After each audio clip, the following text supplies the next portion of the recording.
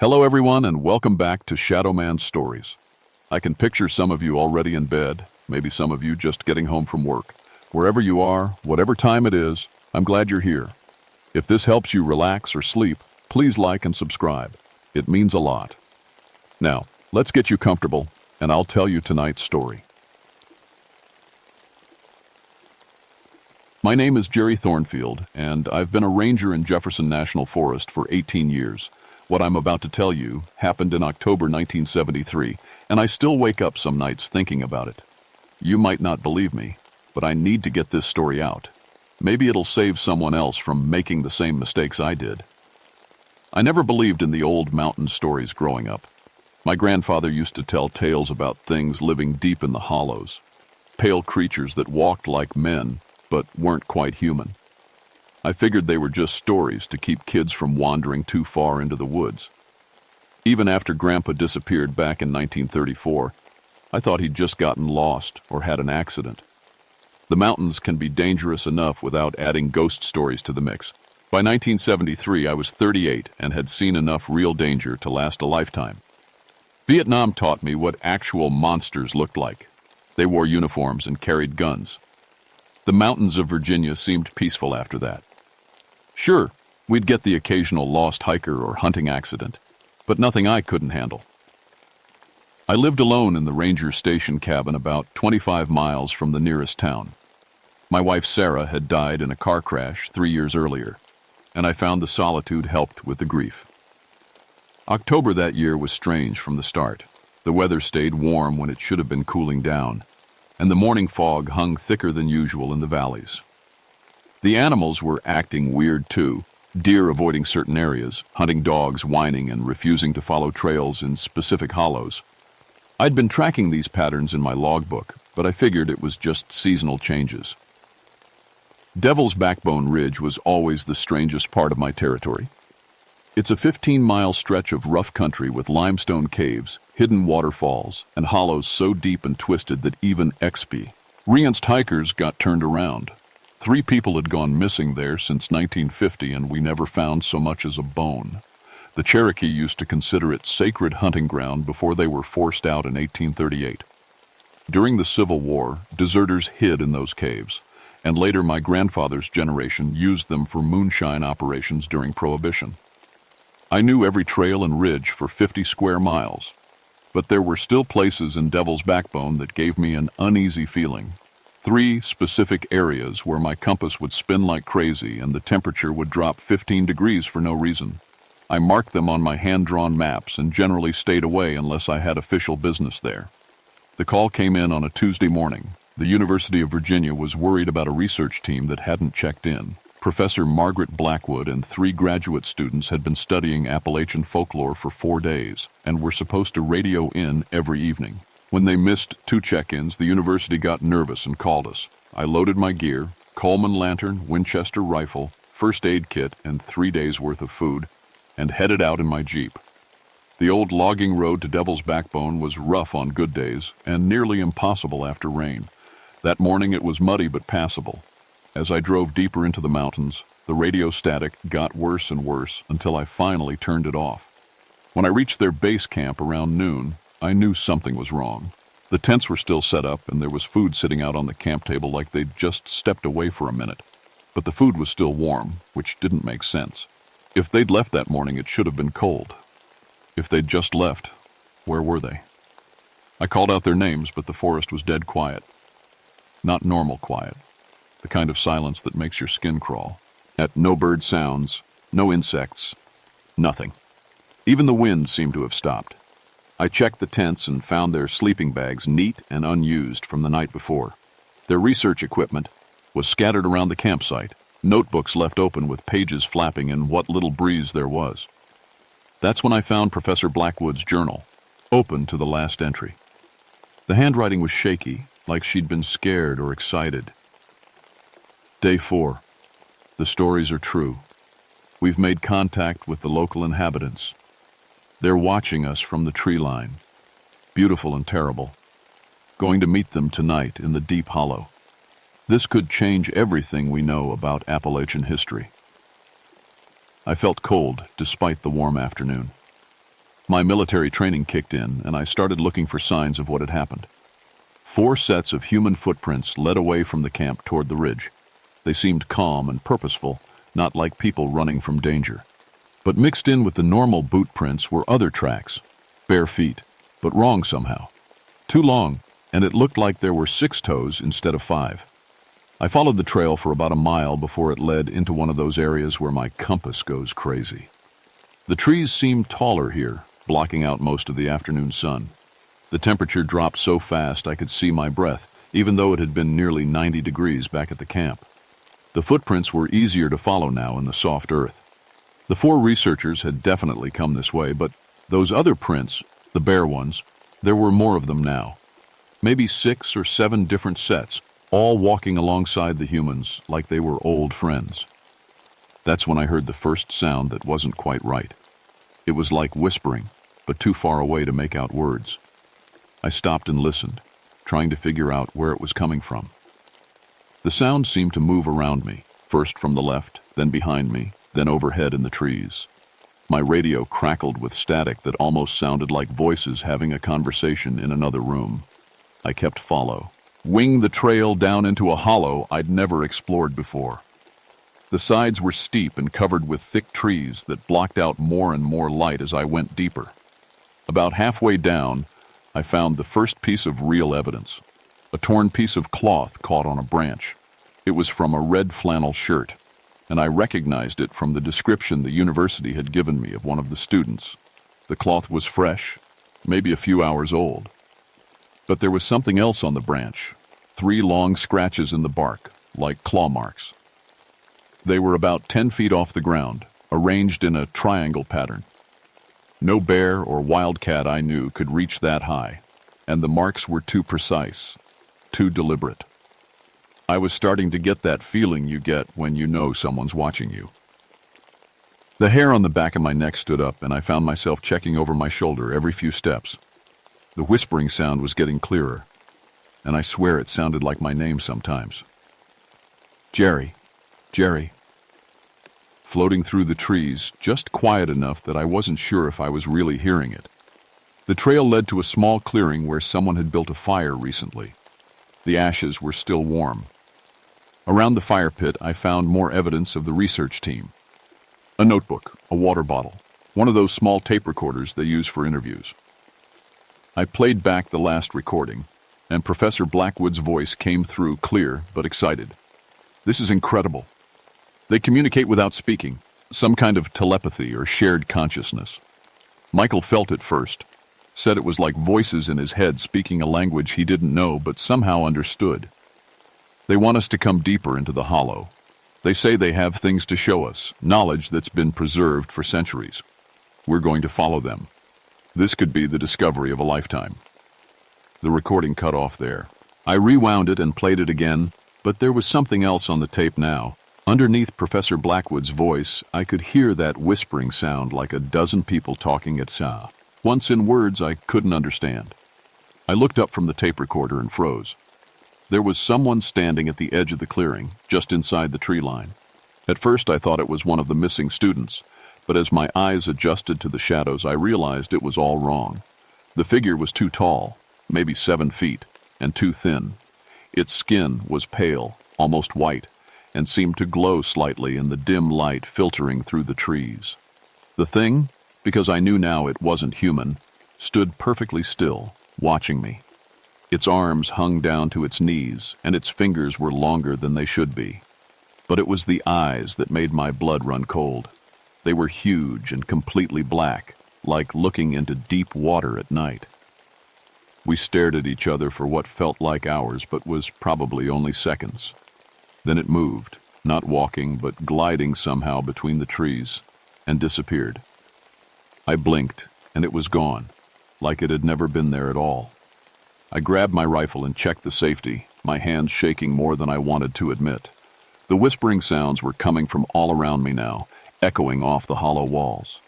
I knew I should head back to the ranger station, call for backup, get more people out here. But those 4 researchers were still missing, and if there was any chance they were alive, I couldn't just abandon them. The trail continued deeper into the hollow, and against every instinct I had, I followed it. The scratches on the trees were getting more frequent, always in those strange geometric patterns. Some were fresh, but others looked old, carved deep into the bark years or even decades ago. I started to wonder if my grandfather had seen these same marks before he disappeared. As the sun got lower, the hollow got darker and colder. I had to use my flashlight even though it was only late afternoon. The beam seemed weak here, like the darkness was somehow thicker. And everywhere I pointed it, I caught glimpses of movement just at the edge of the light. Pale shapes ducking behind trees, watching me with those terrible black eyes. I was being herded, I realized. Every time I tried to turn back or take a different path, the movement in the trees would get more aggressive, the whispering louder. They wanted me to go deeper, just like they'd wanted the research team to follow them. That's when I found Michael Torres.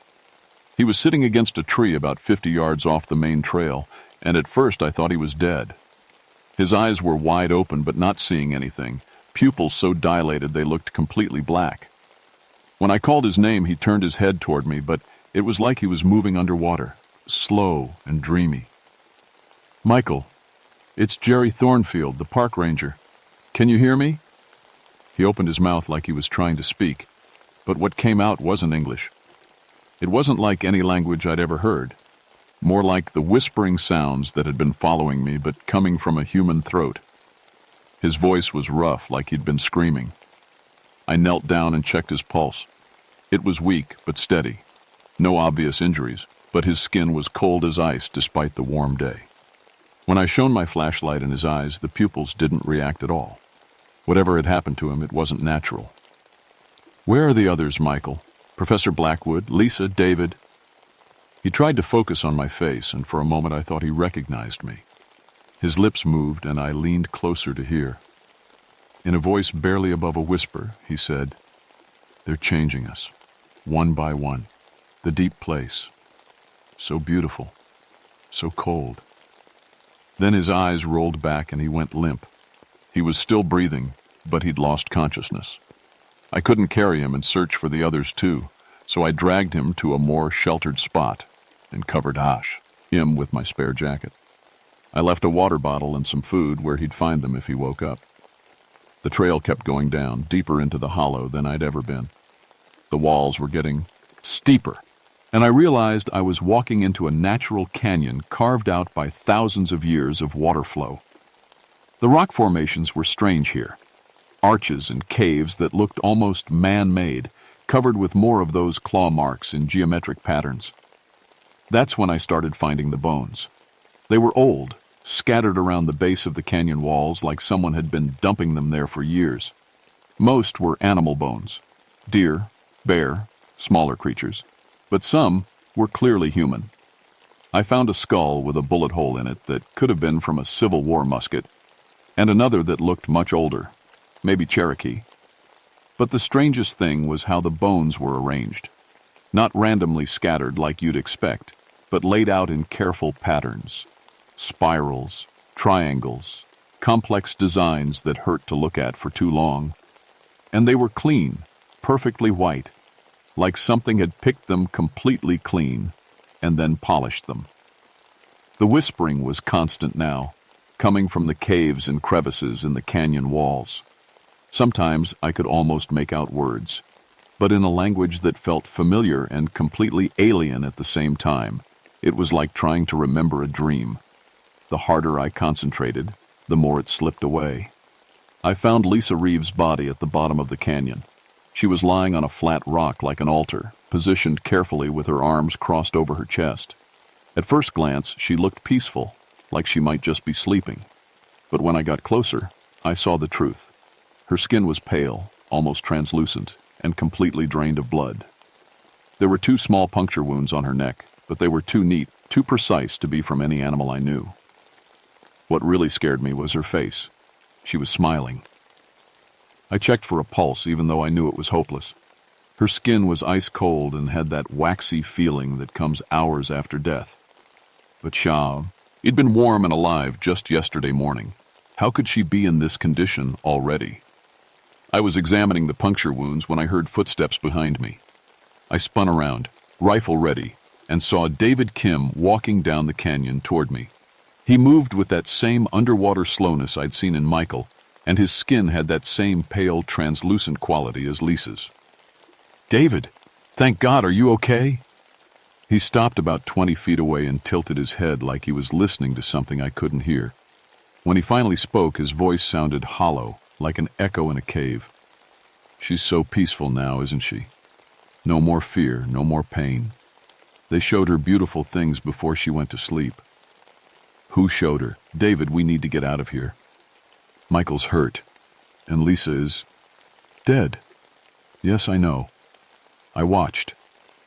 He smiled, and I saw that his teeth were different, longer, sharper. It's a gift, really, to become part of something so much older and wiser than we are. The Hollow Dwellers had been waiting so long for new friends. That's when I realized David wasn't David anymore. Not completely. Whatever had happened to him down here had changed him into something else, something that looked human, but wasn't. The real David Kim, the graduate student who'd been studying folklore and probably had never hurt anyone in his life, was gone. "Where's Professor Blackwood?" "She's in the deep place, learning the old ways. They chose her first because she understood. She studied their stories, respected their culture. They want to preserve that knowledge through her." "David, listen to me. These things, whatever they are, they're not your friends. They killed Lisa. They freed her, just like they're going to free all of us." His smile got wider, showing more of those sharp teeth. "Just like they freed your grandfather." My blood went cold. "What did you say?" "Jeremiah Thornfee. He came to them in 1934 during the bad winter. They welcomed him, taught him their ways. He's still here, still learning. He told them stories about his grandson, the one who would grow up to guard the mountains. They've been waiting for you for a long time, Jerry." I raised my rifle, not sure if I could shoot someone who looked like David Kim, even knowing he wasn't really David anymore. "Take me to Professor Blackwood, now. She's in the heart of the Hollow, where the old ceremonies take place. But you can't save her, Jerry. The transformation is already beginning. By tomorrow night, she'll be one of them completely." He turned and started walking deeper into the canyon, and despite every rational thought in my head, I followed him. The walls were closing in now, and I could see cave openings everywhere, dark mouths that seemed to breathe with a life of their own. The whispering was so loud it was like being inside a crowd of people all talking at once. We walked for what felt like hours, but was probably only 30 minutes. The canyon opened up into a vast underground chamber, bigger than any natural cave I'd ever seen. The walls were covered with those geometric claw marks, thousands of them, layered over each other like writing in a language made of scratches and gouges. And everywhere, in the shadows and crevices, I could see them. The Hollow Dwellers. Dozens of them, maybe more, watching us with those huge black eyes. They were all different heights and sizes, but they shared that same pale, elongated look. Some seemed almost human. Others were so changed they barely looked like they'd ever been people at all. In the center of the chamber, Professor Margaret Blackwood sat on a throne carved from living rock. But like David, she wasn't quite herself anymore. Her hair had gone completely white, and her skin had that same translucent quality. When she saw me, she smiled with genuine warmth, but her eyes were starting to turn black around the edges. "Jerry Thornfield," she said, and her voice echoed strangely in the chamber. "I've been waiting for you. Your grandfather told us you'd come eventually." "Where is he?" I asked, looking around the chamber. "Where's my grandfather?" Professor Blackwood gestured to the shadows, and a figure stepped forward that made my knees almost give out. It was him, or what he'd become. Grandpa Jeremiah looked exactly like I remembered from when I was 7 years old, but his skin was that same pale, glowing white as the others. His eyes were completely black now, and when he smiled at me, I saw those sharp teeth. "Hello, Jerry boy," he said, and his voice was exactly the same as I remembered. "You grew up just like I knew you would. Strong, brave, protective of others. That's why they chose our family. Chose us for what? To be guardians. To help bridge the gap between their world and ours.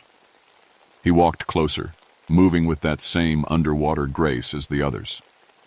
The Hollow Dwellers aren't monsters, Jerry. They're survivors.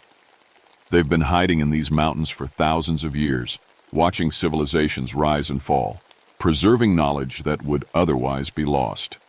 Professor Blackwood stood up from her stone throne, and I could see the change was accelerating in her. Her limbs were getting longer, more graceful, and there was an otherworldly beauty to her that was both attractive and terrifying. They showed me things, Jerry, she said. History that was never written down, stories that go back to before the Cherokee, before any human tribe. This continent had other inhabitants once, older ones, and these are their descendants. They've been waiting, hiding, preserving themselves for when humanity finally destroys itself. And you think that's happening now? Look around you, my grandfather said. Vietnam, pollution, nuclear weapons. Your generation is tearing the world apart just like every generation before you. But they offer a different path. Transformation, evolution, a chance to become something better. I looked around the chamber and realized what I was seeing. This wasn't just a cave, it was a community. There were dozens of the Hollow Dwellers here, and many of them showed signs of having once been human. Different stages of transformation, from people who still looked mostly normal to others who had become something entirely new. How many? I asked. We've been choosing worthy individuals for generations, Professor Blackwood said. People who understand the value of preservation, of knowledge, of patience. Scholars, storytellers, those who respect the old ways. Your grandfather was a natural choice. He knew these mountains better than anyone, and he understood the importance of keeping secrets. The moonshine operation was a cover, Grandpa said. I was already working with them, helping to identify people who might be suitable for transformation. The government men who came looking for stills never found anything because there was nothing to find. What about the others who disappeared over the years? Some were chosen, like us. Others... Professor Blackwood's expression grew sad. Not everyone is suitable for the change. Some minds break under the strain. Some bodies reject the transformation. We tried to save them all, but it's not always possible. I thought about Lisa Reeves, drained of blood and arranged on that stone altar. What happened to Lisa? She fought the process, David said, speaking up from beside me. I'd almost forgotten he was there. Her mind couldn't accept what was happening, so they gave her peace instead. You mean they killed her? They ended her suffering, my grandfather corrected. The transformation isn't easy, Jerry.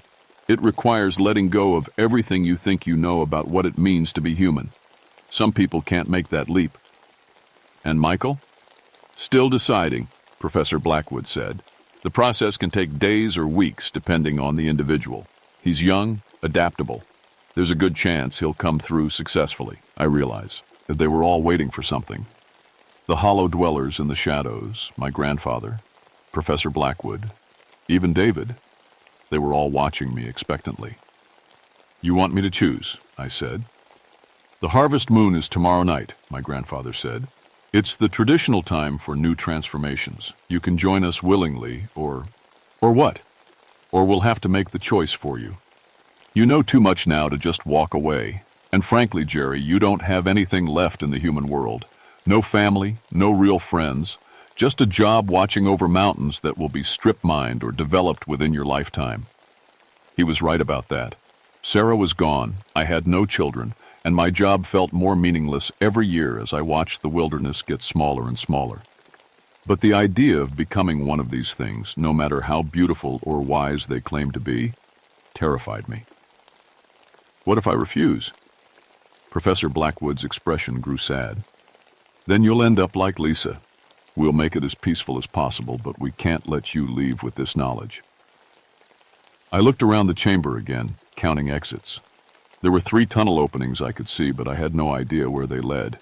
My rifle felt heavy in my hands, and I wondered if bullets would even work on these creatures. I need time to think. Of course, my grandfather said. But not too much time. The moon rises tomorrow at sunset, and the ceremony must begin then. Until then, you're welcome to stay here as our guest. Two of the hollow dwellers came forward. Tall, graceful figures that had once been human but were now something else entirely. They gestured for me to follow them, and I realized I didn't have much choice.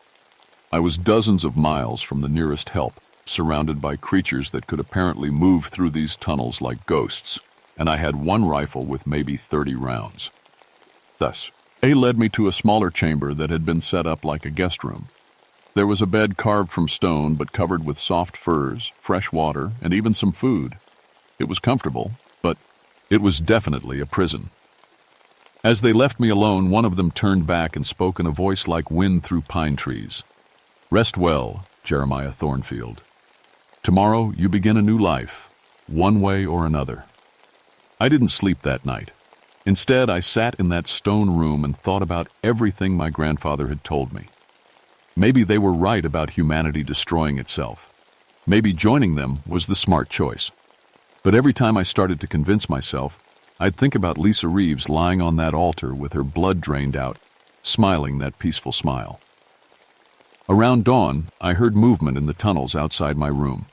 I pressed my ear to the stone wall and listened. It sounded like they were preparing for something. Footsteps, whispered conversations in that strange language, the scraping of stone on stone. When David came to bring me breakfast, I was ready. "I've decided," I told him. "And?" "I want to see my grandfather one more time before the ceremony. There are things I need to ask him about our family." David nodded and led me through the tunnels to the main chamber. Most of the hollow dwellers were there, arranged in concentric circles around the stone throne where Professor Blackwood sat. She looked even more changed than the night before. Her transformation was accelerating. My grandfather was standing near the throne, and when he saw me, his face lit up with genuine joy. Whatever else he'd become, some part of him still loved me. "Jerry boy, I'm so glad you've chosen to join us. I've missed having family nearby." "I have questions first," I said, walking closer to him. "About the night you disappeared. About what really happened." "Of course. What do you want to know?" I waited until I was close enough, then I grabbed him and put my knife to his throat. The blade was iron, and it seemed to hurt him because he hissed and pulled back. "I want to know how to get out of here, and I want to know what you've really done with Michael Torres." The chamber erupted in movement. Hollow dwellers came out of the shadows, moving faster than anything human could move. But I'd been counting on my grandfather's reaction, and I was right. Some part of him was still human enough to be hurt by iron. "Stay back," I shouted. "I don't know if this will kill him, but I'm willing to find out." "Jerry, please," my grandfather said, and for a moment his voice sounded completely human. "Don't make this harder than it has to be." "Where's Michael?" "In the deep chambers. But Jerry, he's already too far gone. The transformation is nearly complete." "Show me." He led me deeper into the cave system, past chambers I hadn't seen before. The hollow dwellers followed at a distance, but they didn't try to stop me as long as I kept the knife at my grandfather's throat. We went down, always down, through passages that felt older than anything human had ever built. In the deepest chamber, I found Michael Torres. But like David, he wasn't really Michael anymore. He was sitting in a pool of water that glowed with its own light, and his body had already started changing. His limbs were longer, his skin pale and translucent. When he looked at me, his eyes were completely black. "Jerry," he said, and his voice had that same hollow echo as the others. "Have you come to join us? I've come to take you home. This is home now. Can't you feel how peaceful it is here? No fear, no pain, no loneliness. We're all connected, all part of something larger than ourselves." I realized then that I was too late to save him. Whatever process they used to transform people, Michael had already passed the point of no return. The person he'd been was gone, replaced by something that thought it was him, but wasn't. But I still had a chance to get word out, to warn other people about what was happening in these mountains. I started backing toward the tunnel entrance, keeping my knife at my grandfather's throat. "I'm leaving now, and you're going to let me go." "Where will you go, Jerry?" my grandfather asked sadly. "Who will believe you? And what kind of life will you have, knowing what you know, carrying this secret alone?" He was right, but I didn't have a choice. I couldn't become one of them, and I couldn't let them continue taking people. "The iron knife," Professor Blackwood said from behind me. "It's more than just a weapon to you, isn't it?" I realized she was right. The knife had been my grandfather's, passed down through our family for generations. It was one of the few things I had left that connected me to who I used to be. "Your grandfather gave you that knife," she continued, "but he didn't tell you why it was important. Iron is one of the few things that can hurt us, but it has to be willingly used by someone with a blood connection. That's why they chose your family, Jerry. You're not just potential recruits. You're potential guardians. Protection against those of us who might forget our purpose and become truly dangerous." I understood then. This wasn't just about transformation or evolution. It was about balance. The Hollow Dwellers needed humans who could keep them in check, remind them of what they'd once been. And humans needed the Hollow Dwellers to preserve knowledge and wisdom that would otherwise be lost. "But that only works if you choose it freely," my grandfather said. "If you run away now, you'll spend the rest of your life knowing that monsters exist and being powerless to stop them. If you stay, you become part of something that's lasted for thousands of years." I thought about Sarah, about the empty cabin waiting for me, about all the nights I'd spent alone wondering what the point of any of it was. Then I thought about Lisa Reeves, drained of blood and smiling. "I'll make you a deal," I said. "I'll stay and learn about your ways, but I won't transform. I'll be your guardian, your connection to the human world. But no more taking people without their full consent, no more killing those who can't adapt, and no more children, only adults who understand what they're choosing." The chamber fell silent. I could feel dozens of those black eyes watching me, considering. Finally, Professor Blackwood nodded. "It's been a long time since we had a proper guardian. Your grandfather served that role for a while, but the transformation changes you. You lose perspective on human concerns. Yes, I think this could work. And if I ever decide you've broken the agreement?" I held up the iron knife and my grandfather smiled. Really smiled. Not the predatory grin I'd seen from the others. "Then you do what guardians have always done. You remind us why we chose to hide in the first place." That was 40 years ago. I'm retired now, living in a small house in town, but I still make regular trips up to Devil's Backbone Ridge. Most people think I'm just a crazy old man who spends too much time alone in the woods. They don't know I'm meeting with beings older than human civilization, helping to maintain a balance that's kept both our species alive. The Hollow Dwellers still take people sometimes, but only volunteers now. Terminally ill patients who want a chance at a different kind of existence. Researchers who've dedicated their lives to preserving forgotten knowledge, people who've lost everything and are looking for a new purpose. I interview every candidate personally, make sure they understand what they're choosing. Michael Torres is still down there, by the way. He's adapted well to his new existence and serves as a kind of cultural liaison, helping other transformees adjust to their changed circumstances. He doesn't remember much about his human life, but he seems content. Professor Blackwood has become something of a leader among them. She's still recognizably herself, but her perspective has expanded in ways that are hard to describe. When I visit, she tells me stories about civilizations that rose and fell before humans learned to write, knowledge that exists nowhere else in the world. I never did transform myself. I'm still completely human, still mortal, still carrying an iron knife that could hurt them if I ever needed to use it. I've trained a replacement, a young anthropologist who stumbled onto evidence of the Hollow Dwellers and made the same choice I did 30 years ago. When I die, she'll take over as guardian. Sometimes I wonder if I made the right choice. The loneliness is hard, and there are nights when I think about how peaceful Michael looked in that glowing pool, how content he seemed to be part of something larger than himself.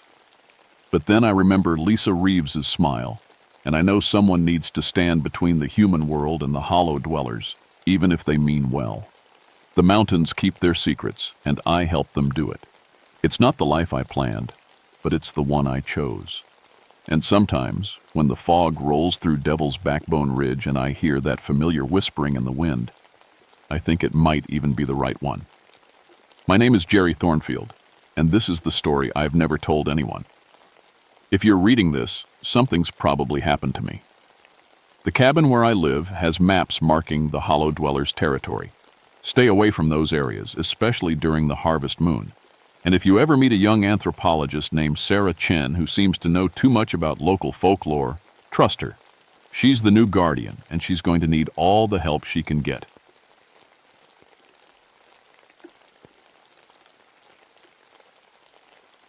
My name is Benjamin Whitehawk, and I've been a forest ranger for 13 years. People call me Ben. I'm telling you this story because I need someone to know what really happened in those mountains back in September of 1981. The official report says 5 college kids got caught in a flash flood. That's a lie. I wrote that lie myself. I'm half Cherokee, half Scottish. My Cherokee grandmother raised me on the reservation until I was 12. She taught me the old stories, the old ways. When I became a ranger, I thought those stories were just that, stories meant to teach lessons. I was wrong about everything. The Cherokee National Forest is my beat. 40,000 acres of mountains, rivers, and secrets. I know every trail, every cave, every hidden waterfall. Or at least I thought I did. After my divorce last year, this forest became more than my job. It became my home, my escape from everything that went wrong with my marriage. September 21st started like any other day. I was checking the backcountry trails near Cataract Falls when I found the first sign of trouble. A camp that shouldn't have been there. 5 tents set up in a perfect circle around what used to be a Cherokee burial mound. The mound had been dug up, torn apart, sacred stones scattered like trash. My stomach went cold. This area was off limits, had been for 3 years ever since we found ancient Cherokee markings in the caves nearby. The signs were posted clear as day. Area closed, geological hazard. But this wasn't about geology. This was about respect. About keeping sacred things sacred. I called out, but nobody answered. The camp was neat, organized. Coffee pots still warm on a camp stove, but no people anywhere. Their equipment was expensive, the kind college archaeology students use. I found their permits in the main tent. University of Tennessee, Dr. Sarah Chen's team, studying Native American cultural sites. What they were really doing was grave robbing. I radioed base camp. This is Ranger Whitehawk. I've got an illegal excavation at Site 7, requesting backup. Static answered me. My radio worked fine that morning. I checked it twice. That's when I noticed how quiet everything was. No birds, no squirrels, no insects. In 35 years of living in these mountains, I'd never heard silence like that. It felt wrong, like the forest was holding its breath. I walked around the torn-up burial mound. The Cherokee buried their dead with ceremony, with respect. These college kids had ripped through it like they were digging for treasure. Ancient pottery shards lay scattered in the dirt. Bones that should have stayed buried poked up from the broken earth. But here's the strange part. Some of the artifacts had been put back. Not thrown back, but placed back. Perfectly. Like someone had taken time to fix what was broken. But who? And when? I knelt down and touched one of the pottery pieces. It was warm, not sun-warm, warm like it had been in someone's hands. The hair on my neck stood up. That's when I heard it. Singing. Far off, but clear. A woman's voice singing in Cherokee. The old language. The sacred songs my grandmother taught me when I was small. I followed the sound toward the waterfall. Cataract Falls drops 7 levels down the mountain face. My grandmother always said 7 was the sacred number. 7 levels between earth and sky. 7 chances for the spirits to speak.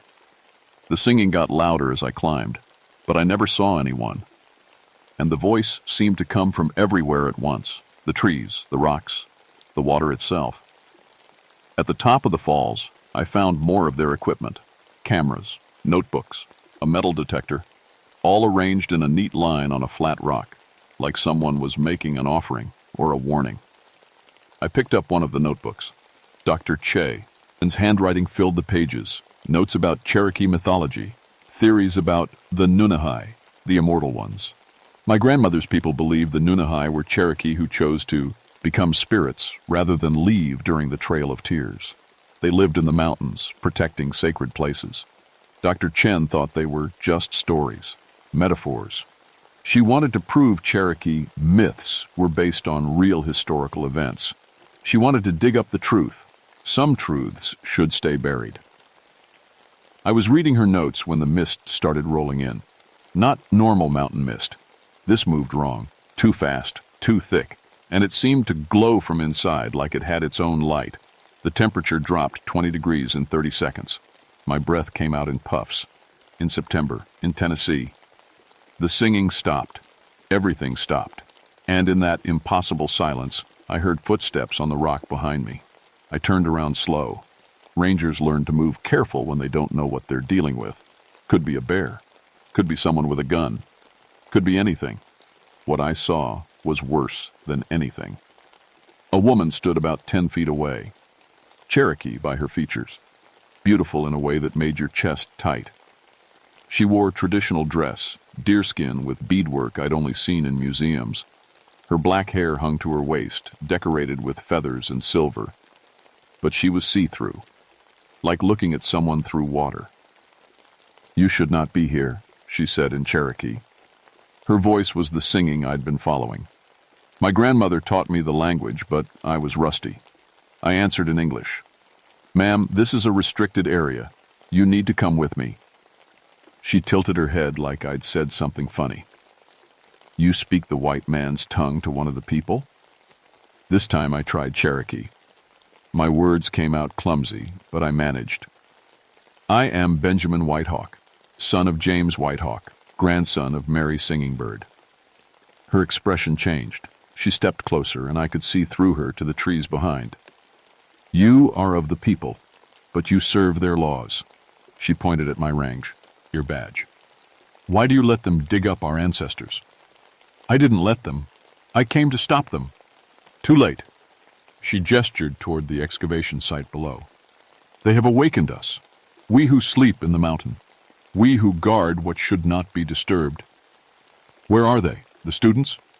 "Safe, for now. But they must be judged." A chill ran through me that had nothing to do with the cold mist. Judged for what? They violated sacred ground, scattered our ancestors' bones like stones.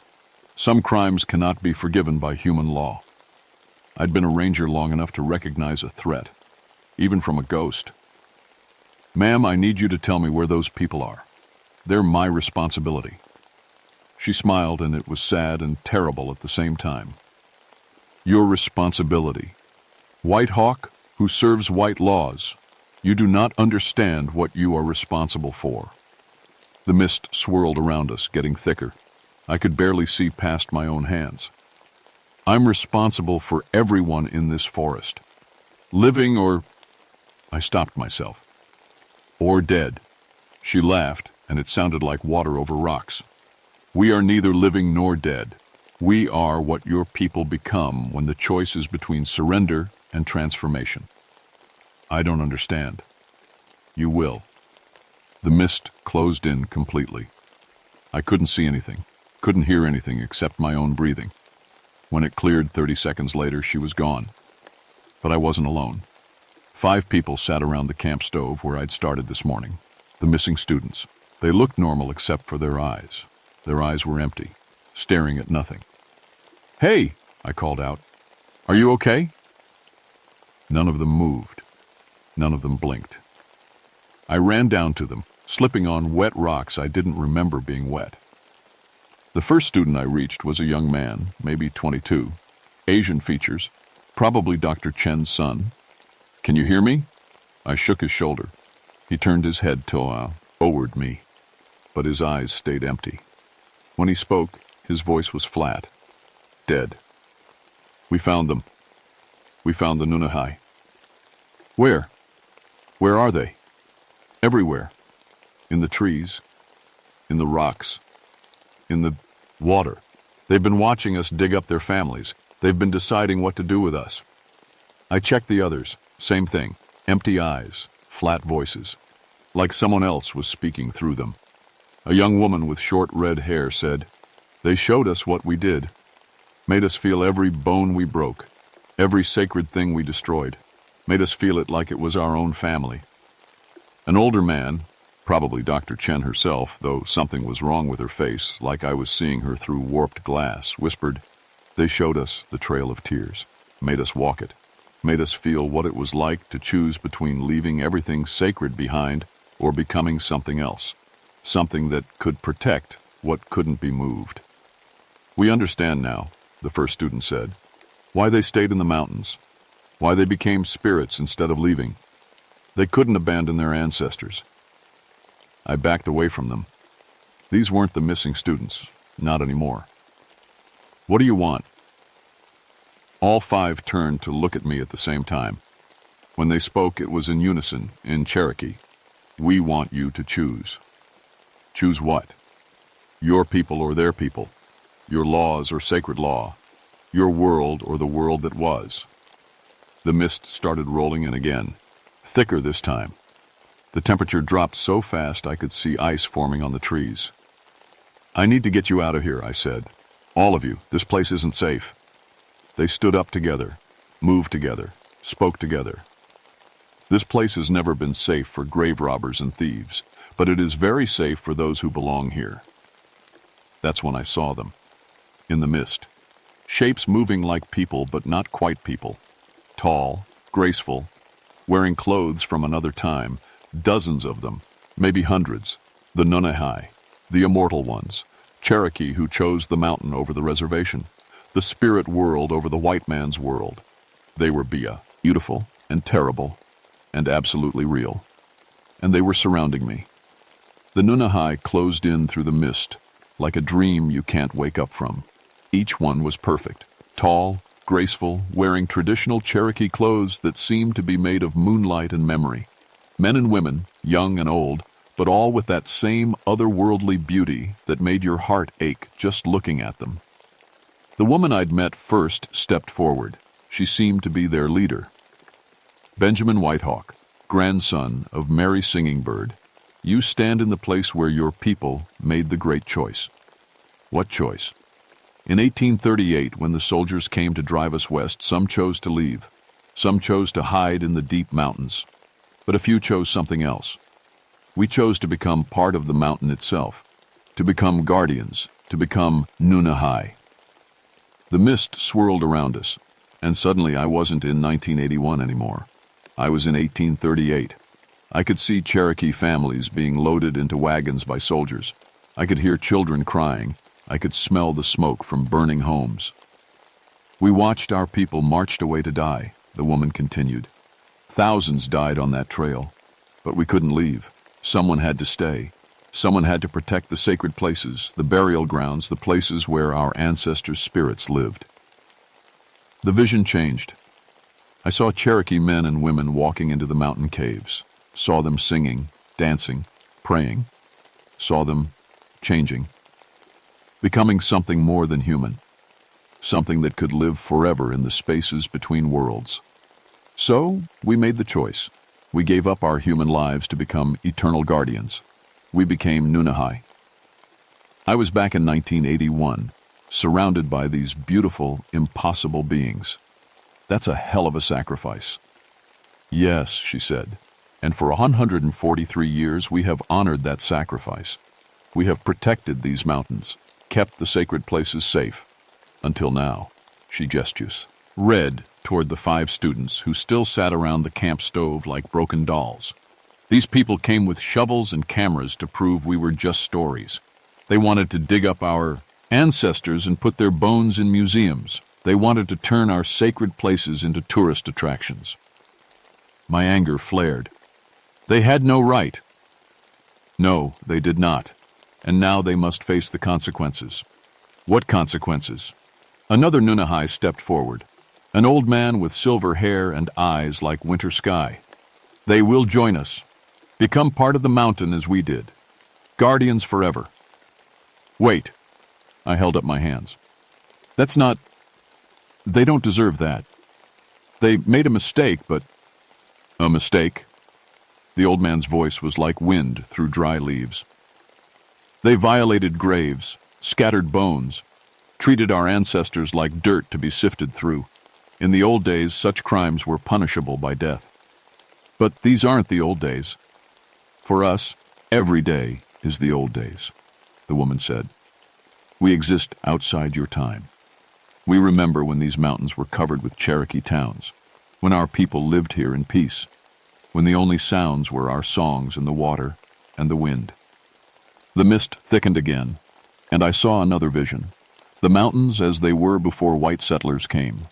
Cherokee villages in every valley, smoke from cooking fires, children playing by the rivers. It was beautiful enough to break your heart. This is what they destroyed, the woman said. This is what we protect the memory of. I understand, I said. But taking those students won't bring any of that back. No, but it will prevent future violations. When word spreads that people who disturb sacred Cherokee sites simply disappear, others will think twice. And me? I asked. What happens to me? The Nunahai looked at each other. It was like watching clouds pass signals to each other in a language made of wind and shadow. You, the woman said finally, are a problem. Because I'm Cherokee? Because you are Cherokee who serves white man's law. You wear their uniform. You carry their authorate. Do you protect their interests over your own people's sacred places? I felt heat rise in my face. That's not true. I became a ranger to protect these mountains, all of them, for everyone.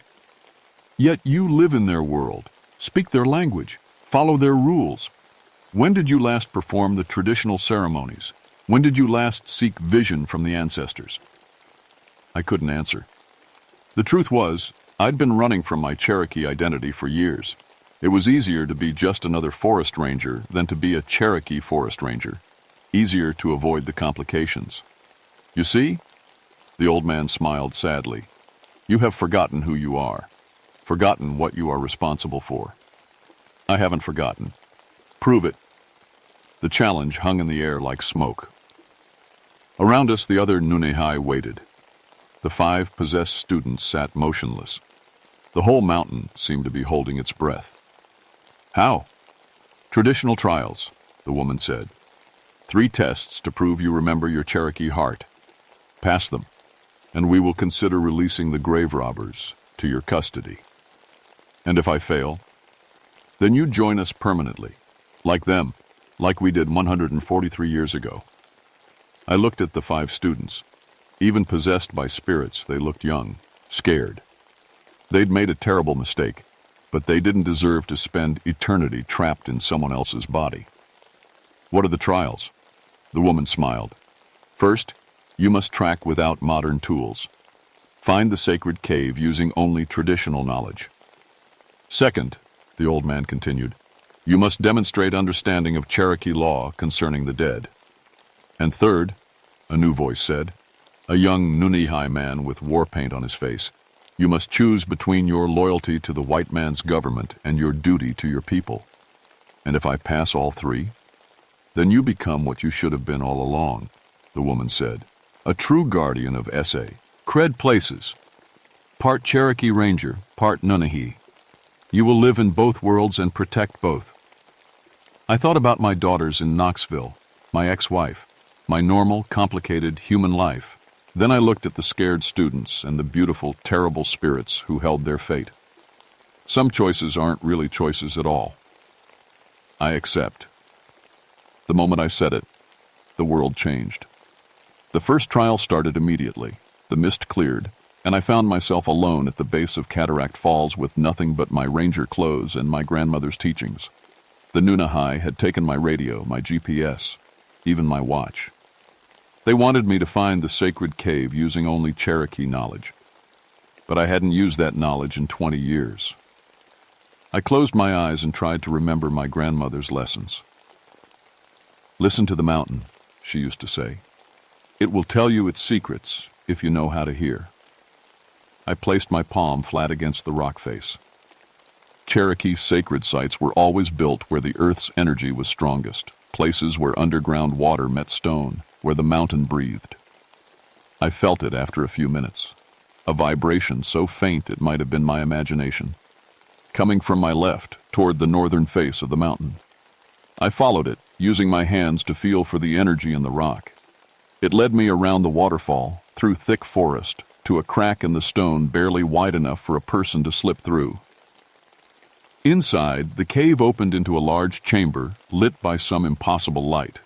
The walls were covered with ancient Cherokee symbols, some painted, some carved deep into the stone. This wasn't just any cave.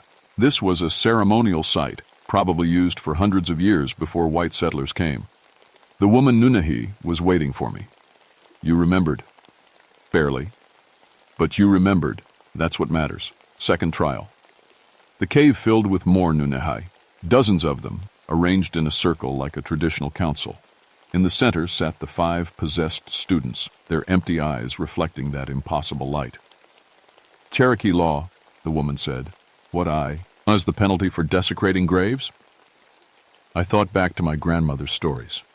Cherokee justice was about balance, not punishment. Restitution. They have to make it right. How can bones be unscattered? How can sacred sites be unviolated? They can't. But they can be restored. The sites can be blessed again, protected better. And the violators? This was the hard part. Traditional Cherokee justice for grave robbing was severe. Banishment. They can never return to Cherokee land. Is that enough? I looked at the students. Young faces, empty eyes. It has to be. They didn't know what they were doing. Ignorance is not an excuse for desecration. No, but learning is a path to redemption. The Nunehai murmured among themselves in Cherokee, too fast for me to follow. Finally, the woman nodded. Perhaps. Third trial. The cave dissolved around us, and suddenly we were standing on the highest peak in the forest. Dawn was breaking over the mountains, though it had been afternoon when this started. Time moved differently in the spirit world. Below us, I could see the entire Cherokee National Forest spread out like a map. Every hiking trail, every campground, every sacred site hidden in the wilderness. Look, the woman said. The forest changed. Instead of trails and campgrounds, I saw shopping malls, hotels, parking lots, roads carved through the mountains like scars. This is what comes next, she said. Your government will sell this land to developers. They will build resorts where our ancestors are buried. They will put gift shops where we held our most sacred ceremonies. That's not... I started to protest, but she held up her hand. It is already decided. The papers are signed. Construction begins in the spring. My heart sank. I'd heard rumors, but I thought they were just rumors. When? March 1982. 6 months from now. Unless someone with authority declares the entire area a protected site. Someone who has the legal right and the cultural knowledge to make it stick. She was talking about me, about using my position as a federal ranger to protect Cherokee sacred sites. I'd lose my job. Yes. I'd be fighting the government that employs me. Yes. My daughters. Their college funds, their future. All of that would be gone. I looked down at the forest again. Saw it as it was now. Wild, beautiful, full of sacred places most people would never even know existed. Then I saw it as it would become. A tourist trap with Cherokee symbols painted on gift shop signs. But the sacred sites would be protected? They would be protected forever. And you would become their guardian. Part ranger, part Nunehai. Living in both worlds but belonging fully to neither. What does that mean, exactly? It means you would age more slowly, live longer, have abilities others don't have. You would be able to communicate with us directly. But you would also be alone in ways you've never been alone before. I thought about my grandmother, about the stories she told me, about the choice the Cherokee made in 1838, leave everything sacred behind or stay and become something else. I was facing the same choice. If I say no, then you return to your normal life. The students remain with us forever. The sacred sites are destroyed, and you spend the rest of your days knowing you could have prevented all of it. And if I say yes, then you become what your people need most, a guardian who understands both worlds, someone who can protect what's sacred while still living in the modern world. I looked at the 5 students one more time. They were so young. They'd made a terrible mistake, but they deserved a chance to learn from it, not spend eternity paying for it. I thought about the sacred sites scattered through these mountains, places where my ancestors had prayed, where they'd buried their dead, where they'd held ceremonies that connected them to something larger than themselves. I thought about my daughters, who barely knew their Cherokee heritage because I'd been too afraid to teach it to them. Some choices define who you are. Some choices define who you become. I accept, I said. All of it. The transformation started immediately. The change felt like lightning flowing through my bones. Not painful, but overwhelming. Like every cell in my body was waking up after a long sleep. I could suddenly hear the heartbeat of the mountain, feel the movement of underground water, sense the presence of every living thing in the forest. The 5 students collapsed as the Nunahai spirits left their bodies. They were unconscious, but breathing normally, human again. "It is done," the woman said. She looked different now, less like a spirit, more like a person, but still beautiful in that otherworldly way. "You are one of us now, Benjamin Whitehawk, guardian of the sacred places." I felt different too, stronger, more aware, but also lonelier, like she'd warned. I could feel the gap opening between me and the purely human world. The students will remember this as a strange dream. They will never speak of what happened here, and they will never violate sacred sites again. The mountain has marked them. I knelt beside Dr. Chen. She looked peaceful, younger somehow. "What about the excavation? The damage they did?" "Already repaired. The ancestors rest undisturbed once more." I looked around. We were back at the original campsite, but everything was different. The torn-up burial mound was intact, covered with grass as if it had never been disturbed. The scattered artifacts were gone. Even the students' excavation tools had disappeared. What do I tell the authorities? The truth, as much as you can. 5 students got lost in the mountains during a flash flood. You found them unconscious but unharmed. Their equipment was washed away. They were lucky to survive. It was a good story. Simple. Believable. No one would question it too hard. One by one, the students started waking up. Confused, disoriented, but definitely human again. Dr. Chen opened her eyes first. What happened? She looked around like she was seeing the forest for the first time. "You got caught in a flash flood," I told her. "Your equipment was washed away. You've been unconscious for hours." She touched her head, wincing. "I remember. We were working on the burial site, and then..." She trailed off, frowning. "I can't remember. Everything after that is fuzzy." "Head injuries can cause memory problems," I said. "We need to get you all to a hospital." It took 6 hours to get them all out of the mountains. They were weak, shaky, but physically fine. At the hospital, doctors found no serious injuries, just exhaustion, dehydration, and gaps in their memory around the time of the flood. The incident report was filed, case closed. But for me, everything had just begun. Over the next few months, I worked with Cherokee tribal leaders to get the entire Cataract Falls area declared a protected cultural site. It wasn't easy. There were meetings, hearings, legal challenges. The developers who wanted to build resorts fought hard. But I had advantages now that I hadn't had before. I could sense when people were lying. I could find evidence others missed. I had allies in the spirit world who could guide me to exactly the right documents, the right witnesses, the right arguments. By February 1982, the entire area was under federal protection. No development, no excavation, no disturbance of any kind. I kept my job, but just barely. My superiors weren't happy about the way I'd handled things. But the Cherokee Tribal Council backed me, and the media attention made it hard for the Forest Service to take action against me. My ex-wife was less understanding. "You've changed," she told me during our last real conversation. "You're distant, like you're not entirely here anymore." She wasn't wrong. Part of me lived in the spirit world now. I could communicate with the Nunahi, could sense disturbances in sacred sites from miles away. I aged more slowly, though that wouldn't be obvious for years yet. I was stronger, faster, more aware than any normal human, but I was also alone in ways I'd never imagined.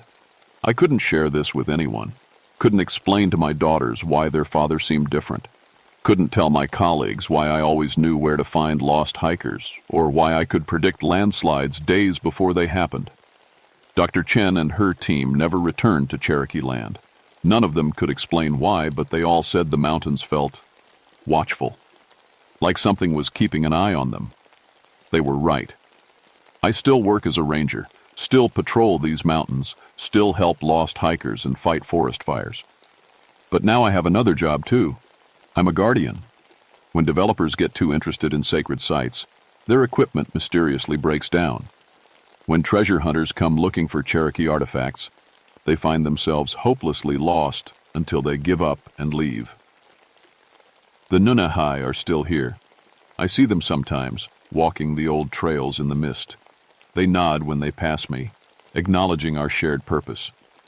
We are the guardians of sacred places, the protectors of what cannot be replaced. It's been 3 years now since that September day. My daughters are in college. They think their father is just a forest ranger who takes his job too seriously. They don't know that on quiet nights, I walk through the mountains with spirits. They don't know that I've become something more than human, but less than entirely alive. Sometimes I wonder if I made the right choice. If saving 5 college kids and protecting some burial mounds was worth giving up my normal life.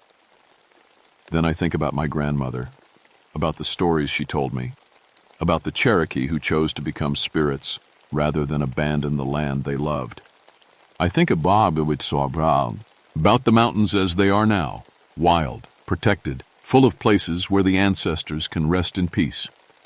And I know I made the only choice I could live with.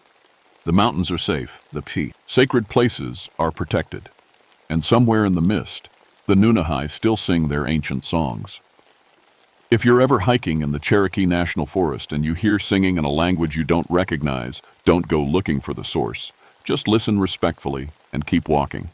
Some songs aren't meant for human ears. Some guardians are better left undisturbed.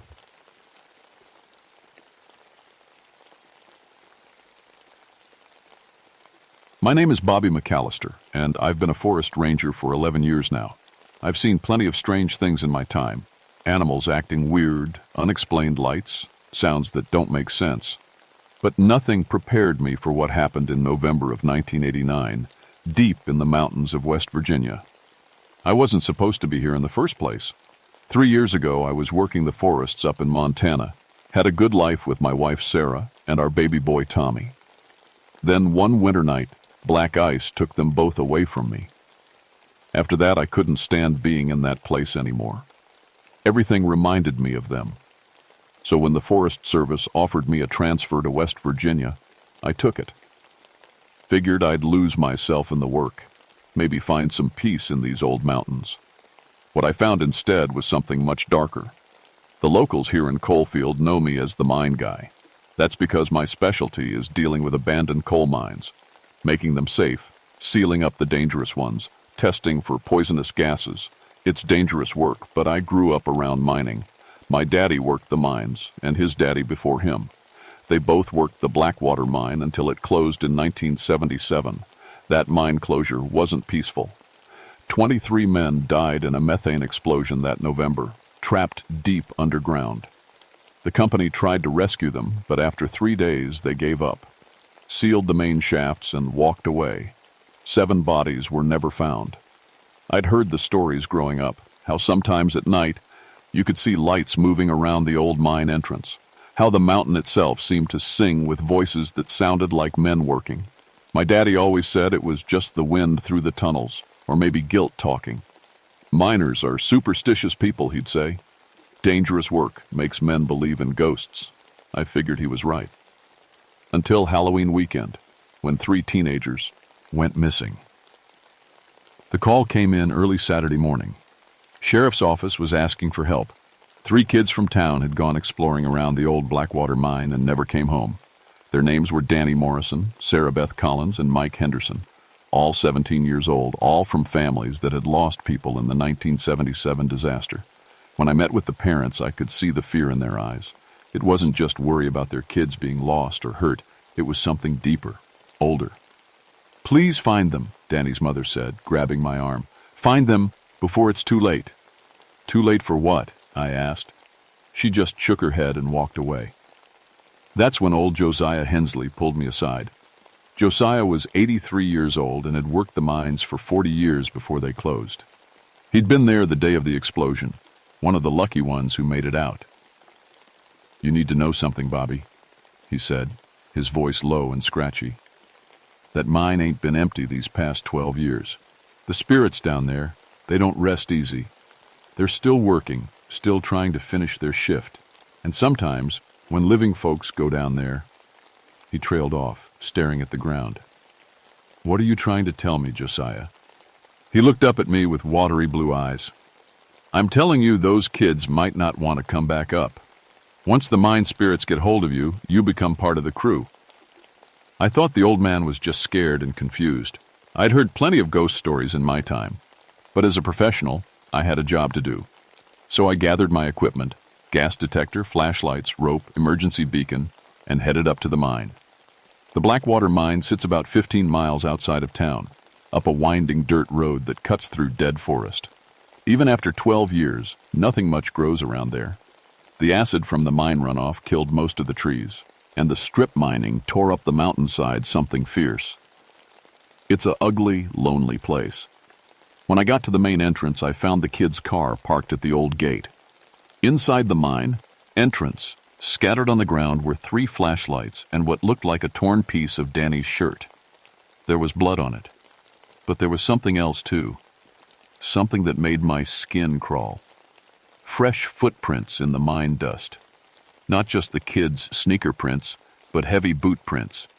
Work boots, the kind miners wear. And those prints were leading deeper into the mine. I've been in plenty of abandoned mines before, but the Blackwater felt different from the moment I stepped inside. The air was thick and heavy, like it was pressing down on me. My gas detector should have been screaming warnings. These old mines are usually full of deadly gases, but the readings were normal, too normal. The main tunnel stretched ahead into darkness, supported by old wooden beams that creaked and groaned as I passed. My flashlight beam danced across the walls, picking out the scars left by pickaxes and mining machines. Everything was covered in a layer of coal dust that hadn't been disturbed in years, except for those footprints. I followed them deeper into the mine, calling out the kids' names. "Danny, Sarah Beth, Mike, can you hear me?" My voice echoed off the walls, coming back to me strange and distorted. About 200 yards in, I found something that stopped me cold. Sitting on the ground were 3 mining helmets, the old-fashioned kind with carbide lamps. They looked like they'd been used recently. The metal was clean, not covered in dust like everything else. Next to the helmets was a lunch pail. I opened it up and found a sandwich that couldn't have been more than a day old. White bread, bologna, mustard, still fresh. But that was impossible. No one had worked this mine in 12 years. I kept following the footprints, and that's when I started hearing things. At first, it was just a faint tapping sound, like someone hitting metal with a hammer. Then I heard voice. Start men talking and laughing, the way workers do when they're taking a break. The sounds were coming from deeper in the mine, from a side tunnel that branched off to the left. I checked my map. This tunnel wasn't supposed to exist. According to the mining company's records, this section had been sealed after the explosion. But the tunnel was wide open, and there were lights flickering in the distance. I called out again, louder this time. "Hello, is someone down there? This is Forest Service. I'm looking for 3 missing kids." The talking stopped. Everything went quiet except for the sound of my own breathing and the drip of water somewhere in the darkness. Then I heard footsteps. Heavy boots walking toward me. I aimed my flashlight down the tunnel and saw a figure coming out of the shadows. It was a man in mining clothes, overalls, work boots, hard hat with a lamp. He was tall and broad-shouldered with a thick beard and arms like tree trunks. "You looking for them kids?" he asked. His voice was deep and rough, like he'd been breathing coal dust for years. "Yes," I said, relief flooding through me. "Are they okay? Are they with you?" The man stepped closer, and that's when I got my first real look at his face. His skin was pale, almost gray, and his eyes were sunken deep in his skull. But it was his clothes that really got my attention. The fabric looked old, worn, like it was from another time. And there was something about the way he moved. Too stiff, too careful. "They're working," he said. "Good workers, all three. Haven't seen dedication like that in years." "Working? What do you mean, working?" He smiled, but it wasn't a friendly smile. "Mine's got to keep running, son. Coal don't dig itself. We've been short-handed down here for a long time. Mighty nice to have some fresh help." That's when I realized something was very, very wrong. I reached for my radio to call for backup, but the man moved faster than should have been possible. 1 second, he was 10 feet away. The next, he was right in front of me, his hand on my wrist. His touch was cold, colder than ice. "Wouldn't do that if I were you," he said. "Might disturb the work. Boss don't like it when the work gets disturbed." I yanked my hand away and stumbled backward. The man didn't follow me, just stood there watching with those hollow eyes. "Who are you?" I asked, my voice shaking. "Name's Crawford, James Crawford, but folks call me Big Jim. I'm the foreman down here."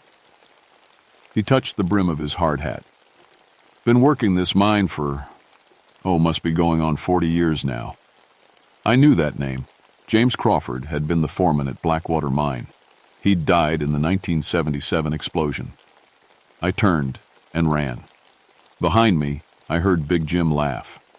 It was a sound like wind through broken glass. I made it back to my truck in record time, my heart pounding so hard I thought it might burst. I sat there for a long time, trying to make sense of what I'd seen. Maybe the stress of the job was finally getting to me. Maybe I was having some kind of breakdown. But those kids were still down there. And whatever was happening in that mine, they were in the middle of it. I drove back to town and went straight to the library. I needed to know more about the 1977 disaster, about the men who died. The librarian, Mrs. Patterson, helped me find the old newspaper clippings and accident reports. James Big Jim Crawford, age 45, had been the mine foreman for 8 years. He'd died trying to rescue trapped miners when the methane exploded. The paper called him a hero. There was a photograph of him in his mining gear. The same face I'd seen in the tunnel, just with more flesh on it. As I read through the reports, one thing kept coming up. The 7 missing miners. Their bodies were never found because they'd been working in the deepest part of the mine when it collapsed. The rescue teams couldn't reach them. According to the reports, those 7 men were still down there somewhere, trapped behind tons of rock and debris. But if what I'd seen was real, they weren't trapped anymore. They were still working. I didn't sleep that night. Every time I closed my eyes, I saw Big Jim's gray face and those hollow, dead eyes. But I kept thinking about those 3 kids. If they were really down there, I had to get them out. Sunday morning, I went back to the mine with backup equipment and a plan. I'd called the state police, but they said they needed more evidence before they could justify a full search and rescue operation. One ranger claiming to see ghosts wasn't enough. This time, I brought a camera along with my regular gear. If something supernatural was really happening down there, I was going to document it. The mine entrance looked the same as before, but something felt different. There was noise coming from deep underground. The sound of machinery running, men shouting, the clang of metal on metal. It sounded like an active mining operation, but that was impossible. The power had been cut to this mine 12 years ago. I made my way back to the side tunnel where I'd met Big Jim. The sounds were louder now, and I could see electric lights strung along the ceiling. Modern lights, not the old carbide lamps. As I went deeper, the tunnel opened up into a large chamber I'd never seen on any mine map. It was full of activity. Men in mining gear were loading coal into rail cars, operating drilling equipment, reinforcing tunnel walls with wooden beams. It looked like a mining operation from the 1970s, complete with old-fashioned equipment and methods. The only problem was, half the workers were clearly dead. I could tell because some of them were transparent, like looking through dirty glass. Others were solid enough, but moved in that same stiff, unnatural way I'd seen from Big Jim. And a few looked almost normal, except for their eyes. Their eyes were empty, like none. Body was home inside. That's when I spotted Danny Morrison. He was working alongside two ghostly miners, loading coal into a cart. His movements were mechanical, repetitive, like he was sleepwalking. He had on mining clothes that looked too big for him, and his face was streaked with coal dust. "Danny!" I called out. He looked up at me, but there was no recognition in his eyes. No fear, no relief, nothing. He just stared at me blankly, then went back to work. One of the ghost miners next to him looked familiar. I pulled out my newspaper clippings and checked the photos. It was Thomas Mitchell, one of the 7 miners who died in 1977. He'd been 28 years old when the explosion happened. Now he looked exactly the same except for being see-through and gray. "Danny, it's Bobby McAllister. I'm here to take you home." This time, Danny didn't even look up, but Thomas Mitchell did. He smiled at me with teeth like broken glass. "Boy's working now," Thomas said. "Got a quota to meet. Can't stop until the job's done." "What job? This mine's been closed for 12 years.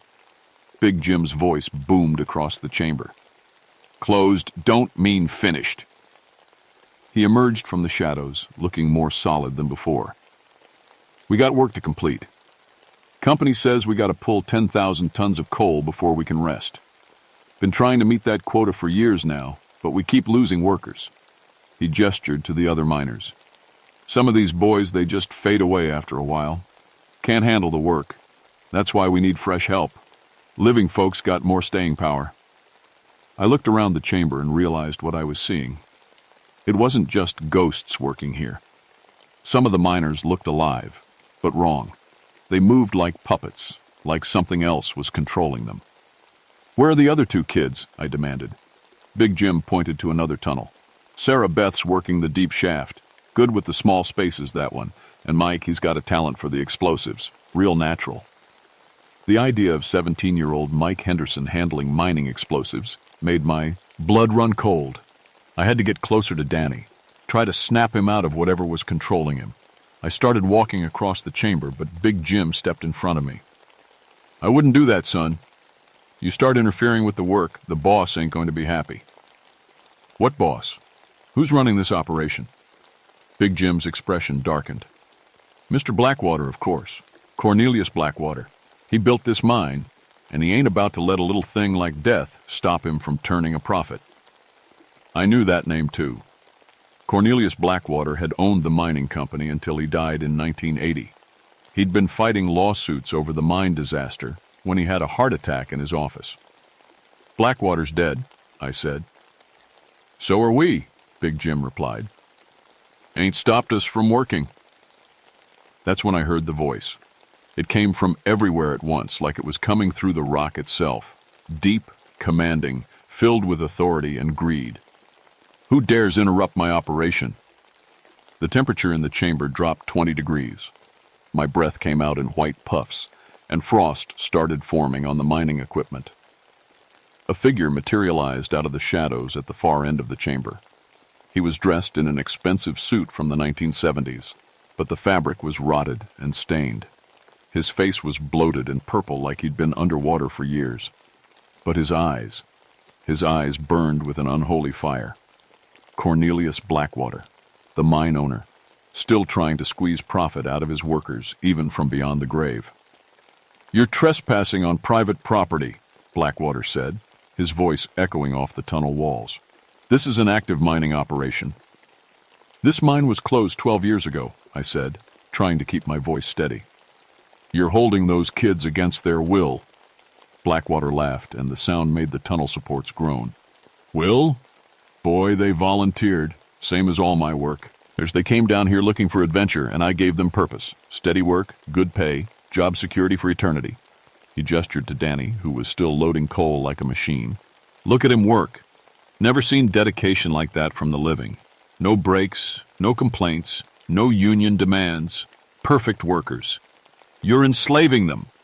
I'm employing them, just like I employed these fine men. He indicated the ghost miners. They signed contracts, same as anyone. And a contract is a contract, living or dead. That's when I understood. Somehow, this evil bastard was using the kids to keep his dead mining operation running. He was stealing their lives, their free will, turning them into zombie workers. I had to get them out of there, all of them. But first, I had to survive the next few minutes, because Blackwater was looking at me with those burning eyes, and I could feel something trying to worm its way into my mind. A voice whispering that maybe I should stay, maybe I should pick up a pickaxe and join the crew. I shook my head violently and backed toward the tunnel entrance. I'm calling the authorities. I'm shutting this place down. Blackwater's face twisted with rage.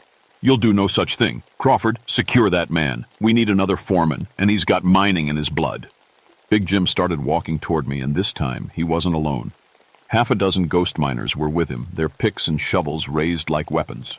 I turned and ran for my life. I made it out of the mine, but barely. Behind me I could hear the ghost miners giving chase, their boots echoing through the tunnels like thunder. But they stopped at the entrance like something was keeping them underground. I drove straight to town and tried to get help, called the state police, the FBI, anyone who would listen. But how do you explain something like this? How do you tell people that a dead mine owner is using ghost workers to run an impossible mining operation? They thought I was crazy. Hell, I thought I was crazy. But I knew those kids were down there, trapped in a nightmare of supernatural slavery, and I was the only one who could help them. That night, I went to see Josiah Hensley. If anyone would believe me, it would be him. I found him sitting on his porch, rocking in an old chair and smoking a pipe. When I told him what I'd seen, he just nodded like he'd been expecting it. I wondered when this day would come, he said. We all knew something was wrong down there, but we were too scared to do anything about it. You knew? Of course we knew. You think we're stupid? Strange lights, sounds of mining at night, folks going missing near the mine entrance. We knew.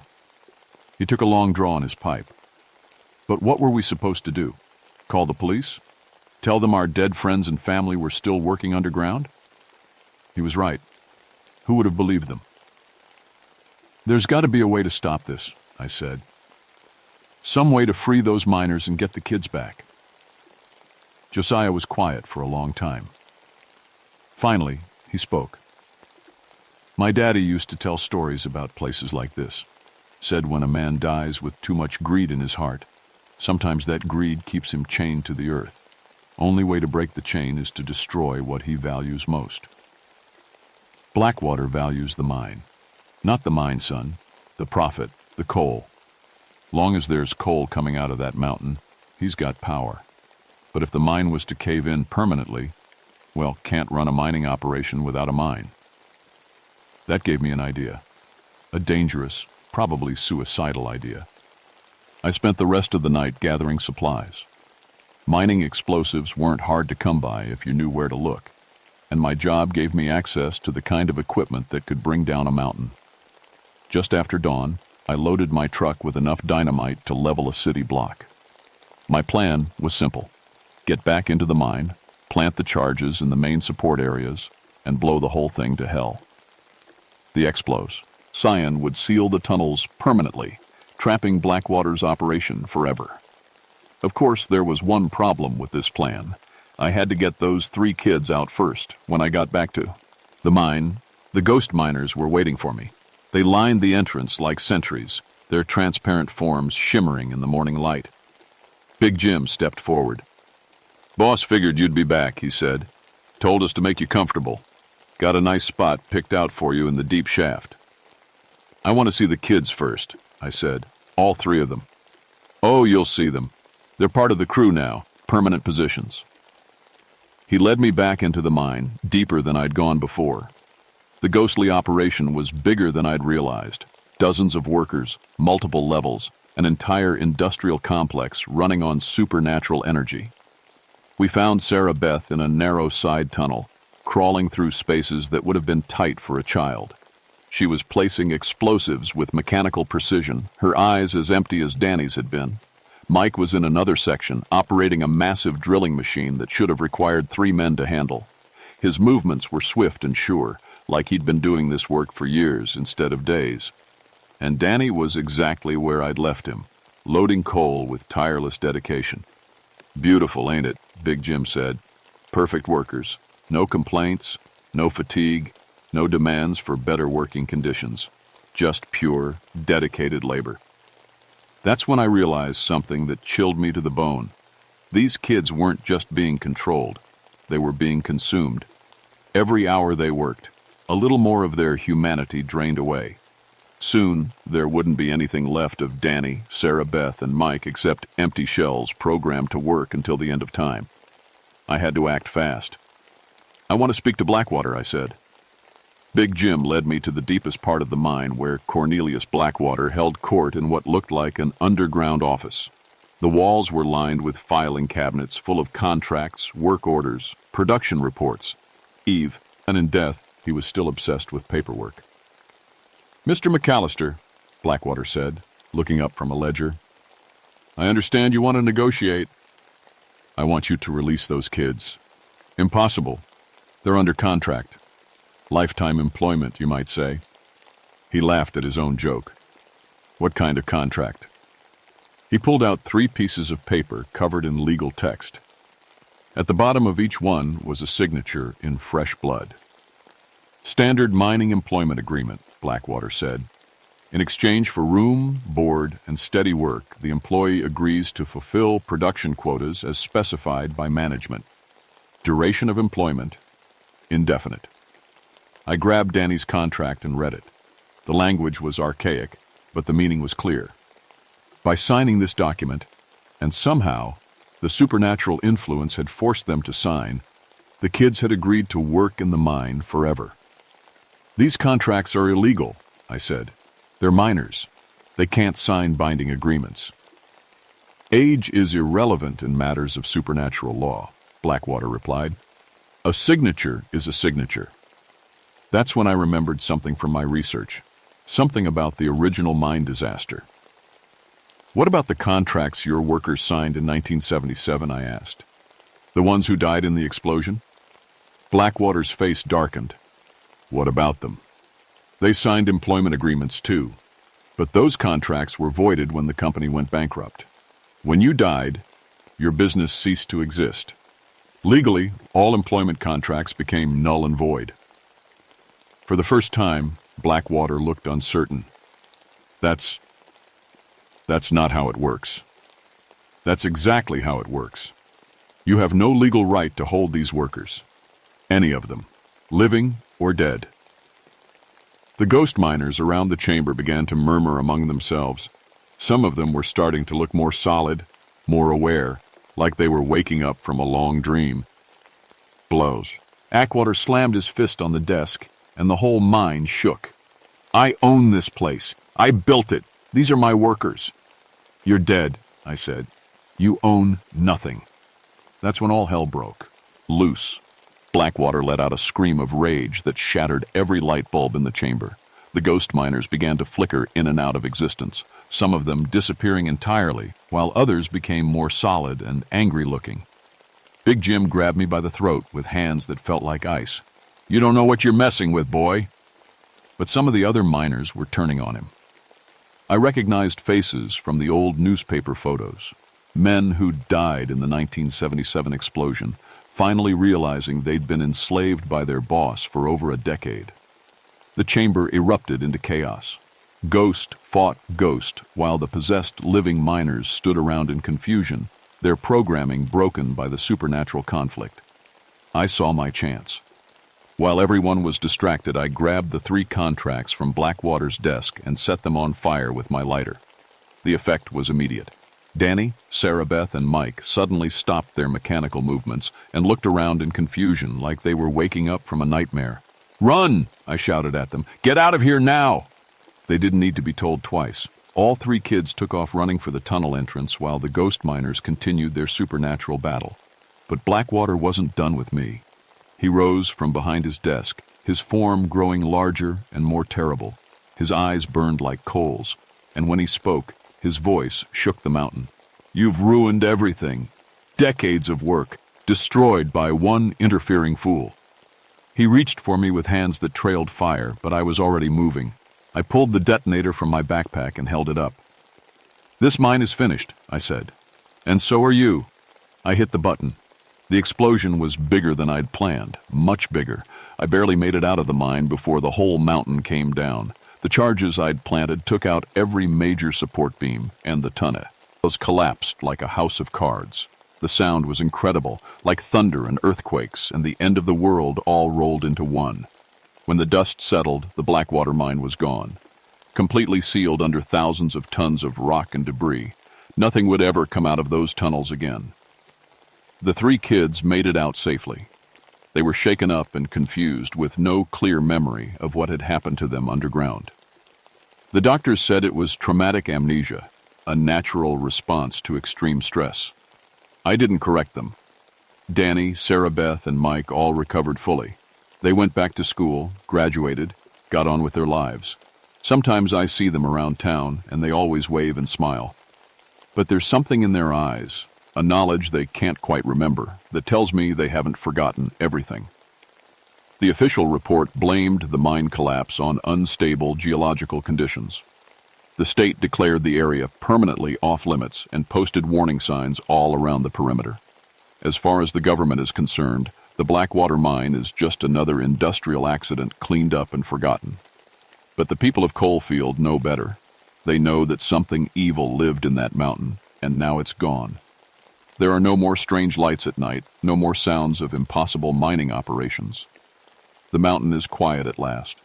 I stayed on as forest ranger for another 5 years, then retired to a small cabin about 10 miles from town. I never married again, never had more children. Some losses you don't recover from, you just learn to carry them. Sometimes late at night when the wind is blowing through the trees, I think I can hear voices singing old mining songs. But they're not sad anymore, not trapped.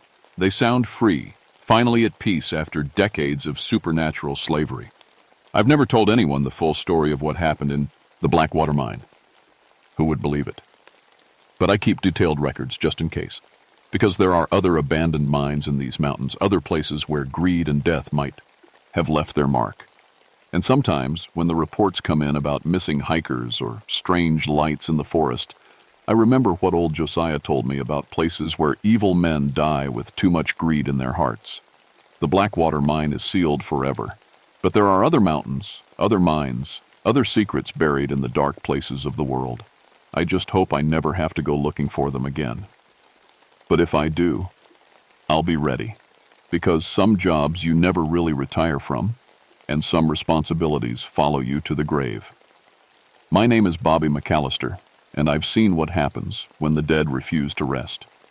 I pray you never have to see it too.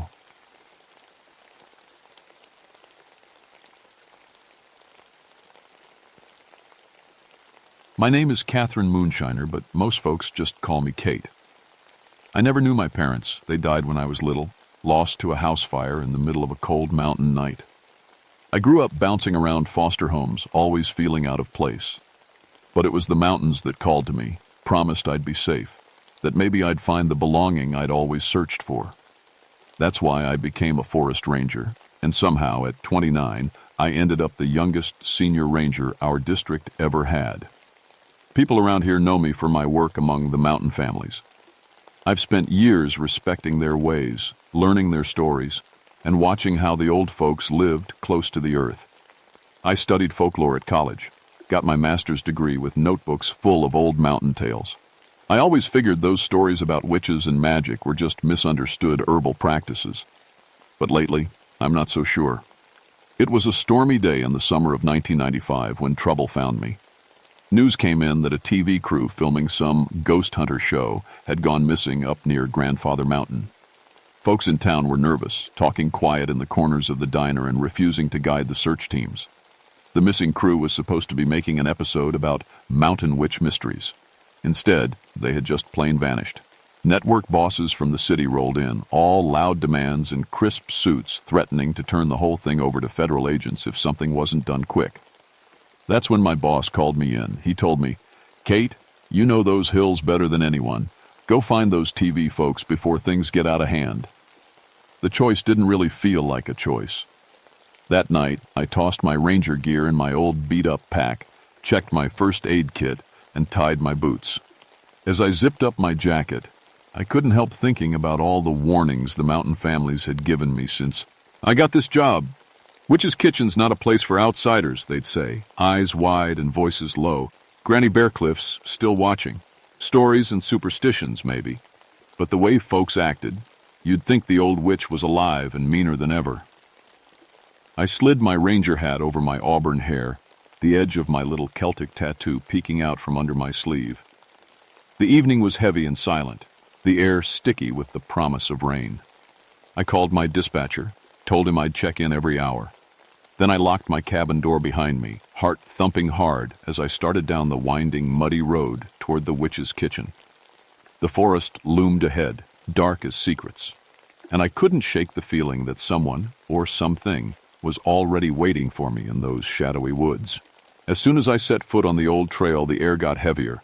Mist drifted between the trees, almost ghost-like, making every fern and fallen branch seem strange and important. I kept walking, the only sound my boots squishing in last night's rain. Sometimes a bird would call or a twig would snap, but mostly it was just me in the woods. It felt like the mountain was holding its breath. The path into Witch's Kitchen wasn't easy to follow, even for me. Roots twisted up from the ground like hands trying to trip me.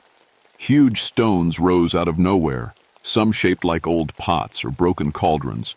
No wonder local folks said witches used to brew strange things out here. And then there were the springs. I nearly missed one, bubbling out from under a boulder. The water in it ran red as rust, colored by the minerals, but it looked too much like blood to ignore. I shivered, pulling my jacket tighter. As I moved deeper, everything got stranger. The plants didn't look right. Foxgloves blooming beside poison ivy, wildflowers that had no business being there at this time of year. It was as if someone planted a garden bee, I throwing all the seeds into a bag and shaking them up. I stopped and knelt beside a patch of herbs, some I recognized from old books, others that were supposed to be extinct. My fingers brushed over the leaves. They were cold and almost waxy. The deeper I went, the thicker the fog became. It curled around my ankles and made it hard to see more than a few feet ahead. The wind shifted and brought the smell of wet earth and something sharp, almost like old wood smoke. I thought about the mountain families, about how none of them would come here, not even the bravest hunters or the oldest grannies. Somewhere in the trees I heard a voice, quick and soft, words I couldn't understand, just the mountain dialect floating through the mist. My hair stood on end. I pressed forward until I found the first sign that something was really wrong. In a small clearing, I saw a pile of destroyed camera gear, tripods twisted and broken, heavy cameras melted in places like they'd been left over a fire, and all tangled together with vines and branches. Among them, a microphone lay snapped in two, wires hanging out like spilled guts. Whatever happened here, it wasn't just a bear or a storm. Painted on a nearby rock in messy white paint were the words, "Strangers not welcome. Granny watching always." I traced the letters with my eyes, feeling a chill run through me. This was no prank. Someone meant it, and meant it bad. I took a slow, deep breath and called on the radio. "This is Ranger Moonshiner. I've found the crew's equipment. Something's off. I'm going farther in." My voice sounded braver than I felt. I wiped my hands on my pants and kept walking, every step testing the ground, every shadow hiding a story I didn't want to hear. The wind picked up. Fog swirled around me, hiding everything but what was straight ahead, as if the mountain had made up its mind where I was supposed to go. The only way out now was through, and whatever waited for me in Witch's Kitchen, I knew it wasn't just an old ghost story. This was real, and I was right in the middle of it. I kept moving, keeping my flashlight low, even though most of the sun was still caught above the ridge. The forest felt older somehow, as if the trees had seen things I couldn't even imagine. I watched my step, careful not to slip on mossy stones or twist an ankle in a tangle of roots. The only sound was my own breathing and the strange, far-off rustle of leaves. Soon, the path narrowed and the trees pressed in tighter, their branches reaching over me like long arms. I tried not to think about the white paint on that rock or the melted cameras, but my mind kept circling back. What could have done that? No animal I knew, no storm I'd ever heard of, could twist metal like that or melt plastic without a trace of fire. As I went deeper, the air grew colder. It wasn't just the mountain chill either. This cold seemed to move under my skin. Every so often, the fog would part, and I'd catch a glimpse of something odd. Shapes in the mist, flashes of movement just ahead, gone before I could focus. My heart thudded, but I told myself stories from my folklore books, little ways to stay brave. After a while, I found another sign that the crew had been here. Bits of colored tape were tied to branches, the kind TV folks used to mark their way. They twisted in the wind, wet and faded, but still there. Nearby, I noticed a ring on the ground, a circle of dead plants, all wilted and black, while the ground outside the ring was as bright and green as spring. Suddenly, a branch snapped behind me. I turned fast, shining my flashlight into the trees. The beam caught nothing but fog and shifting shadows. Still, I was sure I wasn't alone anymore. Taking a deep breath, I stepped over the ring of dead plants, careful not to disturb more than I had to. The woods seemed to shudder as I passed, the trees bending slightly as if watching. Even the birds had gone silent. That's when I heard a sound like soft crying, barely louder than the wind. I followed it through the undergrowth, careful and slow. That's when I found a boot, muddy and lying on its side. Then a torn scrap of flannel shirt caught on a branch. My skin prickled. Suddenly, a low moan echoed through the mist, pulling me to a tall tree. There, high above the ground, I saw someone, one of the cameramen, tangled up in thick vines, hanging like a puppet from the tree limbs. He was alive. His eyes moved and his mouth worked, speaking words I barely understood. Old mountain talk that wasn't used much anymore. I called for help over the radio, my voice shaking. Found one of the crew. He's alive but needs help. Send backup now. My hands were cold as ice, but I didn't let that stop me. Standing there with the mountain pressing in all around, I realized this was just the start. Something strange, something older than any story I'd read, was awake in these woods, and it wasn't about to let strangers leave without sending a message first. It took almost an hour for backup to arrive. I stayed close to the cameraman, whispering in a calm voice, even though I knew he barely understood me. He kept muttering words from deep old mountain talk, strange stories, warnings, and sometimes just nonsense. The vines held him tight, but they weren't hurting him, only holding him like hands too strong to break. I wanted to cut him down, but something inside me said to wait. It was like the woods were watching, and I didn't want to make the wrong move. When the rescue team finally came, they were nervous. Even the bravest medic looked over his shoulder, eyes wide. We worked together as gentle as we could, cutting the vines and lowering the cameraman to the ground. As soon as his feet touched the earth, the wind picked up all around us, swirling the fog into strange shapes. I knew then this wasn't just a rescue, it was a warning. We carried the cameraman back to the trail. He trembled, his teeth chattering, and every so often he'd spit out a bit of mountain dialect like, "She's watching, don't take nothing," or "Not safe, not safe."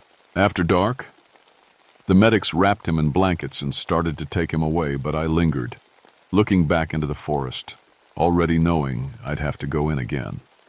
I radioed my boss and told him everything. Well, almost everything. I left out the part about the vines moving on their own and about the circle of dead ground. I figured it would sound too strange, even for most rangers.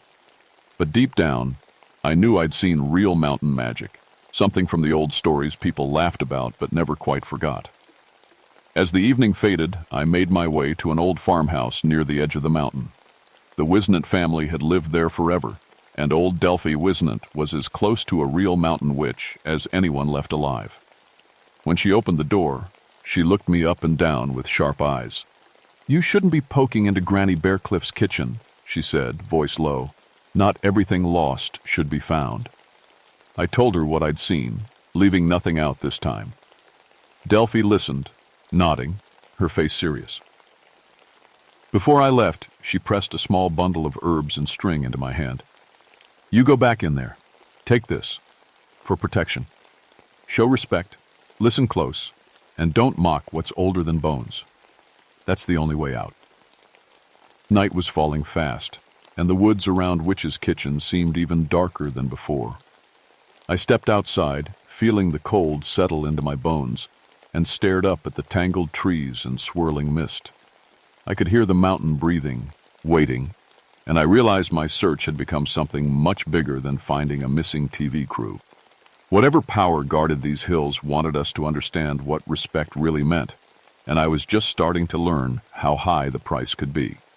The next morning, I woke up early, barely having slept at all. Delphi's little bundle of herbs tied with red string was in my pocket, pressed flat from where I'd squeezed. Did all night. The air outside was colder than usual, and the sky was heavy, gray with clouds that looked like they wanted to spill. I stuffed a biscuit in my mouth and started back up the trail while dew still clung to every leaf. As I got closer to Witch's Kitchen, it struck me how quiet everything had gotten. No birds, no crickets, not even a squirrel chittering from the trees. It felt like the whole mountain was waiting for something. The farther I walked, the stranger everything looked. Somewhere in front of me, I saw shapes in the fog, plants growing in odd patterns across the ground. It wasn't random. Roots and stems were laid out in circles, spirals, and long lines, almost like someone was writing a secret message with leaves and petals. Some of the plants I recognized from books as rare or already thought extinct, while others looked twisted, unnatural. Then I spotted another piece of the crew's equipment. A plastic water bottle melted into the roots, a ruined map spread against a mossy rock, and footprints paced wild patterns around it, as if the people making them couldn't decide where to run. I scanned the ground. More rings of dead vines marked the area, and with each step, the air seemed to hum with an energy I'd never felt before. The deeper I went into the Witch's Kitchen, the more the weather changed. Even though it was just morning, the sky darkened and a cold wind pushed the mist low and swirling. Raindrops began to fall. Light at first, then heavy enough to soak my hair and drip down my back. Suddenly, the fog parted, and standing right in my path, blocking the way, was an old scarecrow. Except it wasn't made of straw and worn-out clothes like normal ones. This one had a shirt that looked like TV producer fancy, once bright but now muddy and torn, and its wooden arms were tangled in brambles. It turned slightly as the wind blew, and if I squinted, I could almost believe it was breathing. Lightning flashed overhead, and in that brief, pale white light, the forest seemed to move. Branches waved when there was no wind, and the mist painted. Faces on the trees, watching, waiting. I remembered Delphi's warning. Show respect, don't mock, and listen close. I stopped, heart racing, and bowed my head just a little. Softly, I said, "I'm sorry for what those folks did. I'm not here to take anything. I just want to help." My voice was small, nearly swallowed by the storm. Somewhere up ahead, the wind changed, carrying words so old and rough, I almost didn't recognize them as speech. Respect keeps you safe. Remember it. The voice sounded like wet stones and deep roots, old as the mountain itself. I stood still, breathing hard, unsure what to do next. The scarecrow figure slumped, as if released. Looking around, I realized I was surrounded by the strange plant circles, with the red spring bubbling a few steps behind me. All at once, I understood. These weren't just warnings. They were lines drawn in the dirt, reminders of a deal struck long, long ago. I took a careful breath and stepped forward again, whispering thanks, promising in my own words that I wouldn't be another trespasser.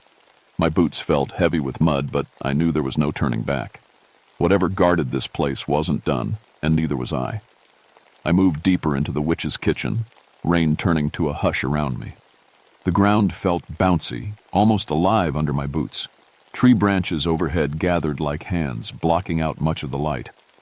Every now and then, I heard the faintest echo, a woman's voice, raspy, soft, saying things I couldn't quite catch. The words felt like secrets the mountain wasn't ready to share. I stumbled across a clearing. There, arranged in front of a hollow old tree, were small handmade offerings, baskets with berries, a doll made of corn husks, even a bundle of dried herbs tied with faded red ribbon. I realized these were left by mountain families, just as Delphi had said, part of an old agreement. They were asking the spirit of Granny Bearcliff to protect them or keep her anger away. My heart beat faster, and I could almost feel a pair of unseen eyes watching me from somewhere in the mist. Suddenly, cold swept over the clearing. The fog thickened and shapes darted just out of sight. I froze, remembering the warning to always be respectful, never take anything, never laugh at old ways. I knelt and whispered, "I'm here to help. I mean no harm." That's when I heard footsteps behind me. I turned to see the outline of a woman dressed in heavy mountain clothes, gray hair braided with wildflowers, skin as weathered as driftwood.